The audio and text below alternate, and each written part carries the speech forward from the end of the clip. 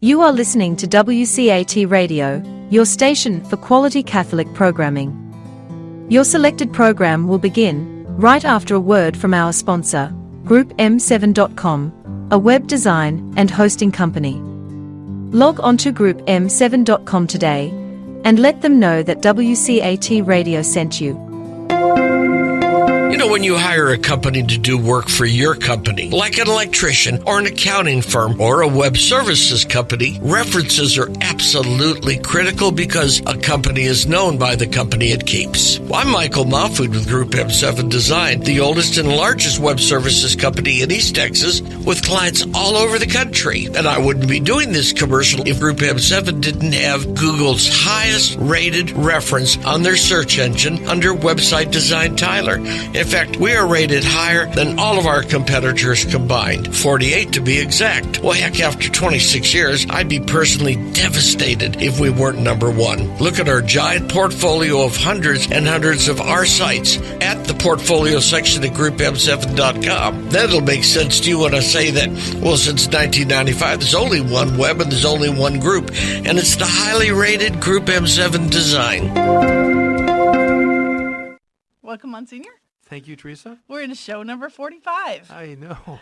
You know, I was just thinking back that it just seemed like we had just done 50 of the first round. Now we're in 45 of number 2 already. And, so you know, Peter Richard Kenrick was around for a long time, so we've got a long way to go yet. We just finished the First Vatican Council. So this series that we're going to be talking about for the next several, I'm just terming it The Life After the Vatican Council, because it's a, return back to St. Louis, back to the Midwest, back to what's going on. Life just returns to normal again. Okay. After the high drama of the council. Mm-hmm. Yeah. So the decades of the 1860s began with a contentious election, of course, with Abraham Lincoln. It led to secession, the Civil War. Decade ended with Peter Richard Kenrick in a contentious ecumenical council in which the Archbishop of St. Louis ended up clearly holding a minority position. And as we saw last time around, how he was able to square the circle by explaining that he would accept the council because he understood the council was infallible. And if the council said that the Pope was infallible, then the Pope was infallible, and that's all he needed. So there it was. It was a huge disappointment to people like Lord Acton and to Ignaz Dürlinger over in Germany and England, who thought that they were going to have some sort of a rebel who would lead a schism. Well, they didn't know Peter Richard Kenrick very well. Right. Yeah. This would also lead to a decade of not many parish foundings and church buildings. Obviously, the Civil War was going on. Mm-hmm.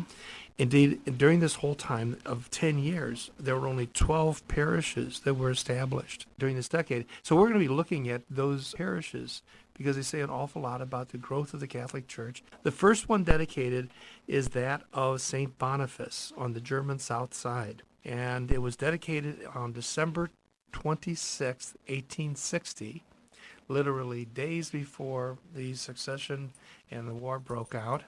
Previously, the Germans in that area had gathered with a very young priest, Father John Gamber. He was the assistant at the newly established parish of Saints Mary and Joseph. Okay. You might remember that one in South St. Louis, too. Right. And each Sunday, these Germans would use the church for the 8 o'clock Mass. So it would be, of course, in Latin, but the preaching would be done in German. It was none other than Archbishop Kenrick who had encouraged the newly ordained priest to rally the community together to establish their own parish. And this the people did. And what they did was they purchased a large lot on Michigan Avenue. And then they built a new church. And then the congregation was very eager to build a rectory and a school. And right away they hired a layman to come in to conduct the school until they could get the School Sisters of Notre Dame to come.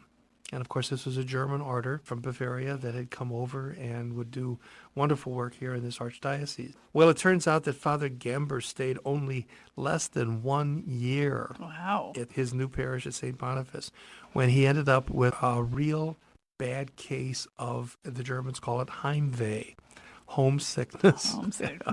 And so he returned back to his little village outside of Mainz, Germany. He left so suddenly that his successor, this was Father E.A.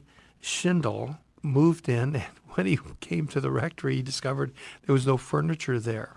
Father Gamber had never gotten around to even buying furniture for the rectory. Well, that would make you feel a little homesick if you had a rectory without anything in it. Yeah, really. Yeah. So he went into the church. He realized that the church had not yet been plastered.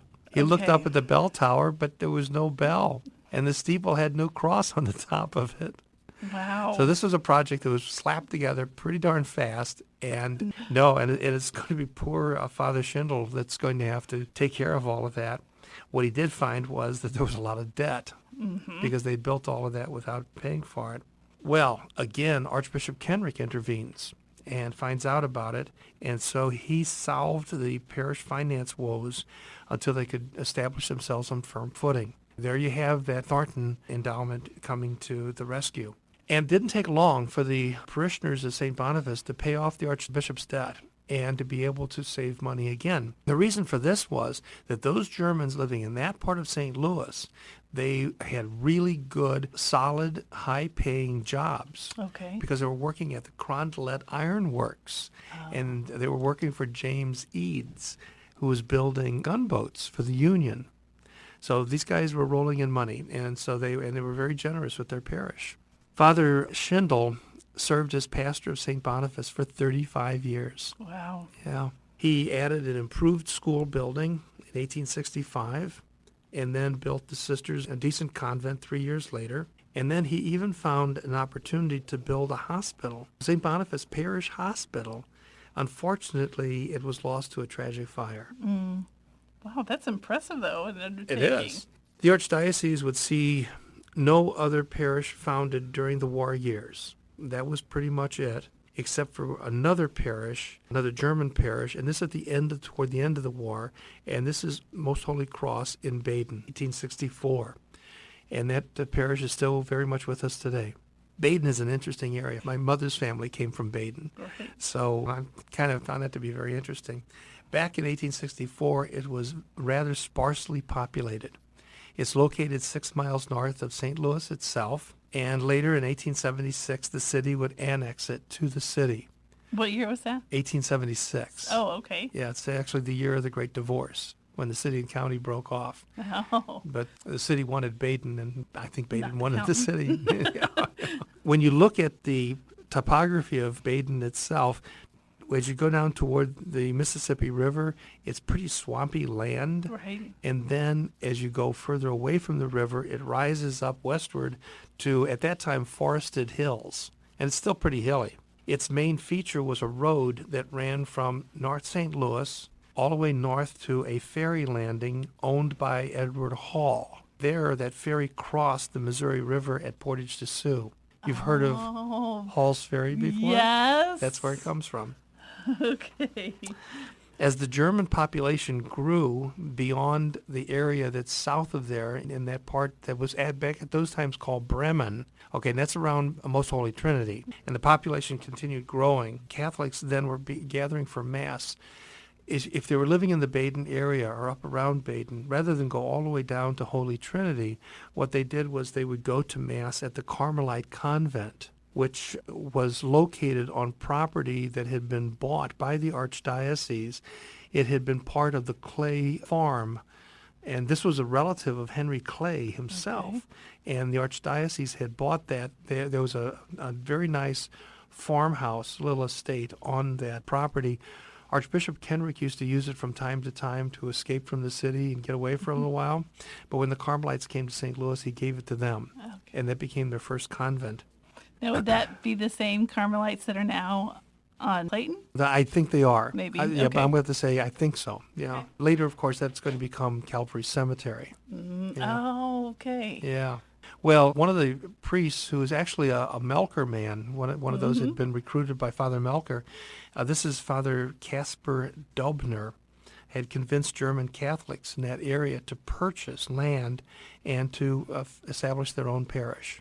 And they did that by buying 2 acres from Friedrich Kraft, who was an early settler in the area. He himself was from Baden-Baden in Germany, and when he moved to the area, he named the township after his hometown.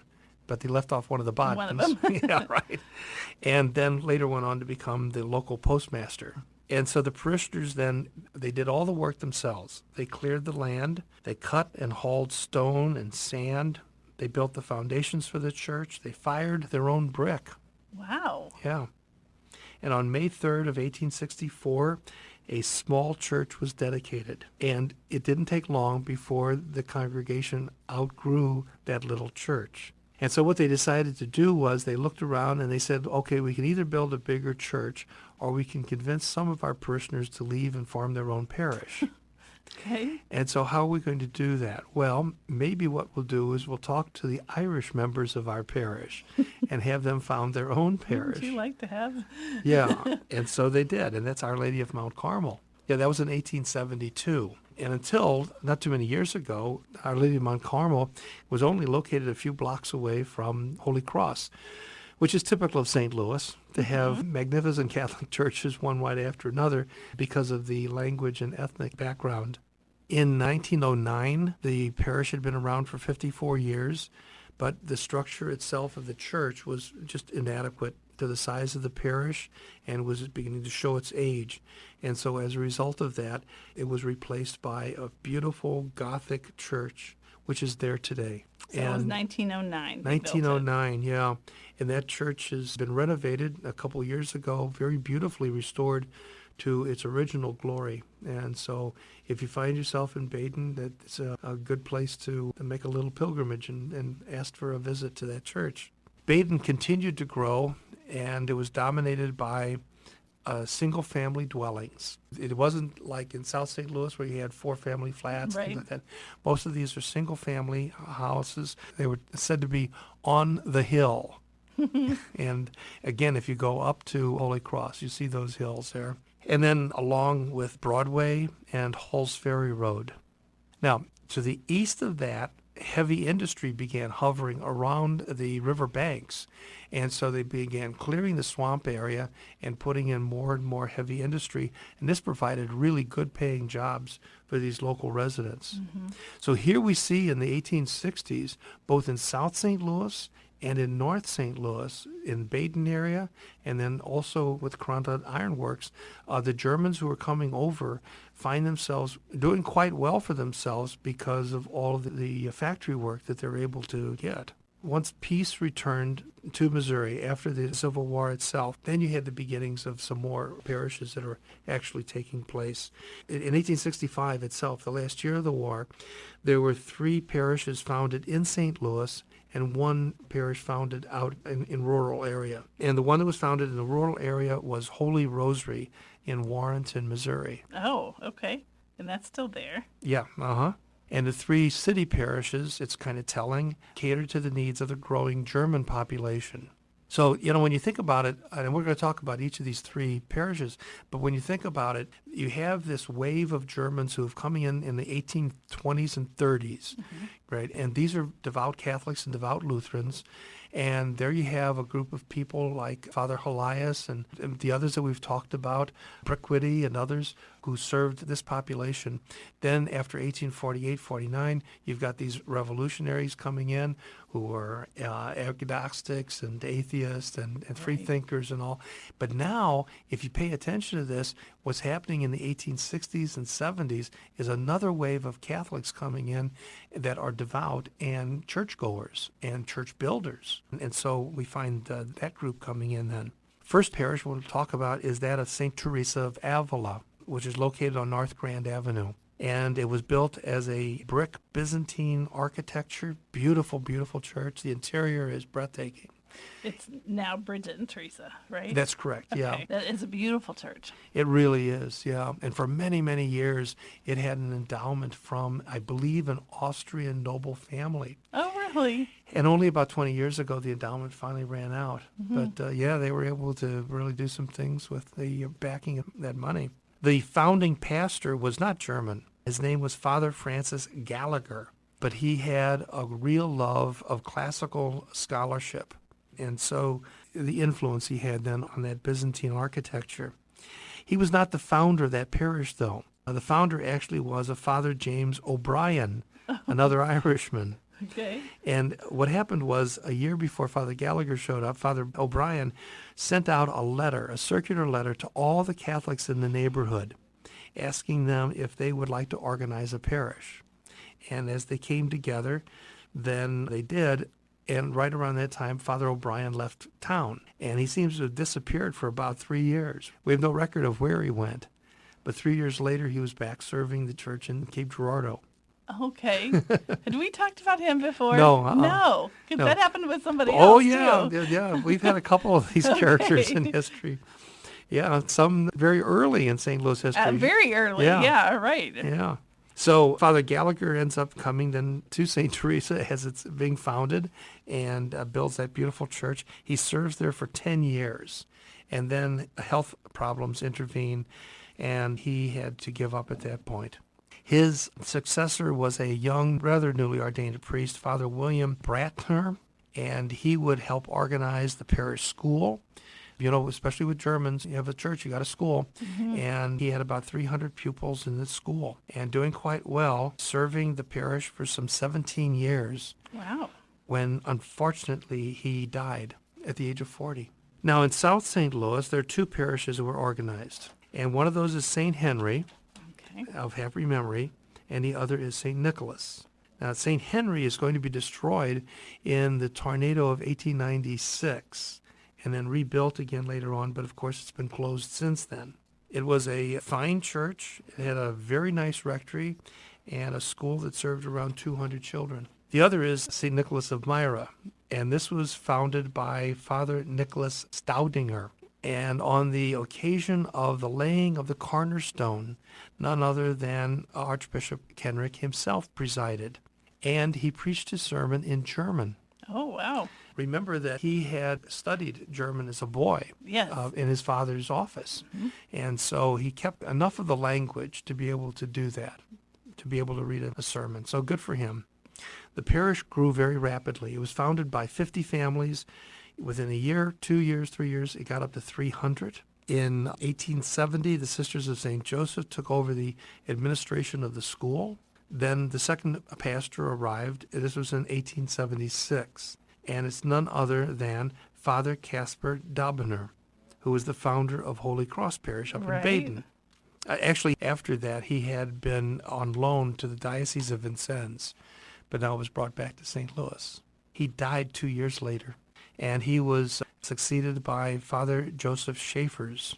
Now, Father Schaefers brought with him a very shrewd financial mind, which was very needed because St. Nicholas had a big debt. And so Father Schaefers found ways to increase income and decrease expenses. That's how you do it. And eventually he was able to do that and built a very fine parish hall and a rectory, and everything was going along fine until he realized that the German population of St. Nicholas were all moving west.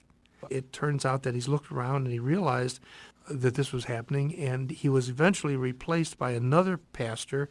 This is Father Herman Adrian. And when Father Adrian realized that there weren't enough German children to run the school, to keep the school open, what he did was he canvassed the neighborhood to see who was moving in. Okay. And it was African Americans were moving into the neighborhood. And so he then went ahead and suggested to the Jesuits and to the Sisters of the Blessed Sacrament that they take over the school and run it for black children, and which they did. And so St. Nicholas has had a very long history of black Catholics. And that is still an active It is. parish. It's still an active parish, yeah. Uh-huh. So I want to talk a little bit about African American Catholics. Great. Because that's a really interesting story in itself in the 1870s. Okay. They received their own parish in 1872.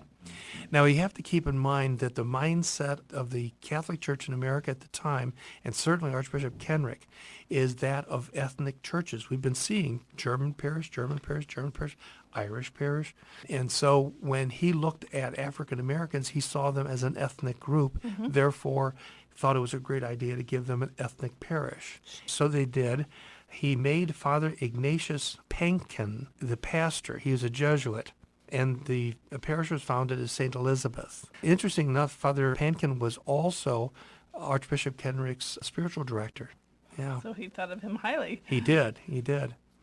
The parish went ahead and bought a former Baptist church called Vinegar Hill Hall and renovated it. And on May 18th of 1873, the building was dedicated by coadjutor Bishop Patrick Ryan. Now, here's the interesting thing about this. As I read this in Father Rothensteiner's book, and also in Father Faraday points this out too, that there was a procession of 10,000 St. Louis Catholics to help dedicate this church. Oh, wow. 10,000 people for it. We're thinking if we give 500 or 600 for a procession, we're doing really well. Yeah. 10,000. Yeah. And I think it also says something about the fact that there was an embracing of African American Catholics by the German community, by the Irish community, Polish American Catholic community. There was this racial harmony that we tend to forget about. And, it's in events like this that cause us to stop and go, oh, that's interesting. Unfortunately, the Archbishop is going to intervene on something that's going to mess this all up. And Father Faraday talks about this in his book, Dream by the River, and he's not very kind to the Archbishop about this, and perhaps rightly so. What happens is this. From Archbishop Kenrick's mind, St. Elizabeth's is to serve all black Catholics in the city. And when Father Pankin inquired about non-blacks attending masses and sacraments at St. Elizabeth's, the Archbishop went to Father Pankin's Jesuit superior to let him know that he was to refuse the sacraments to any white Catholic attempting to attend St. Elizabeth's. Wow. Now, we've seen already where Germans will walk several blocks past a Catholic church in order to go to a German Catholic church. Right. But this is something a little different. Here you actually had white Catholics intent on an integrated parish, and they're forbidden to do that by the Archbishop because of his ethnocentricity. Well, it's a shame, it's a mistake, but what are you going to do? It is what it is, and how it happened. Yeah, it is. It's very interesting. It's hard to put a reasoning behind it, but I think he was trying to do what he thought was right with doing all the ethnic parishes. Yeah. But denying the sacraments is totally different. Yeah, right. Totally different That was response. That's pretty strident, yeah. Well, this also brought considerable hardship to black Catholics in the St. Louis area, because not all of them lived around St. Elizabeth. Well, I was thinking St. Louis is covering quite a bit of ground at this point. And extending, because again, when we go back to the Great Divorce of 1876, St. Louis expanded not only just into Baden, but also into Carondelet. And Carondelet had a considerable black Catholic population.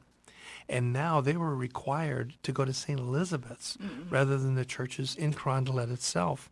And in some cases, this is impossible. You're talking about traveling 50 city blocks to get there. Where they've already made their home in another parish and Oh. been welcomed there. And Oh, yeah. Carondelet is a interracial, integrated neighborhood. From the beginning. beginning. That's right. Yeah, from the beginning. And so you're asking people who have been there for 150 years to now go all the way 50 blocks. That's a long way. That's a long way. You don't hop in your car at this point and Oh, go no. Oh, no. drive it around to any parish that we think, ooh, I need to be at Mass at this time.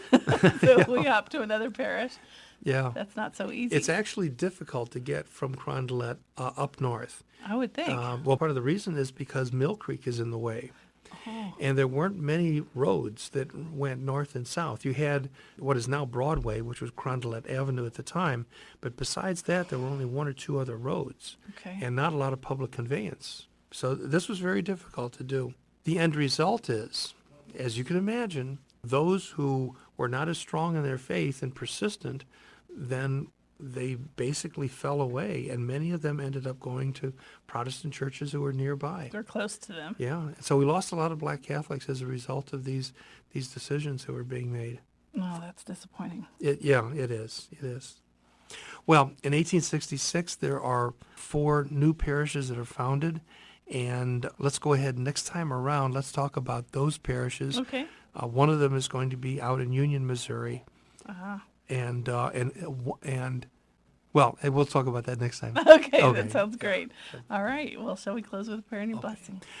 Glory be to the Father, to the Son, and to the Holy Spirit. As it was in the beginning, is now, and ever shall be, world without end. Amen. May Almighty God bless you in the name of the Father, and of the Son, and of the Holy Spirit. Amen. Thank you, Monsignor. Okay. That was show number 45. Thank you for listening to a production of WCAT Radio. Please join us in our mission of evangelization. And don't forget, love lifts up where knowledge takes flight.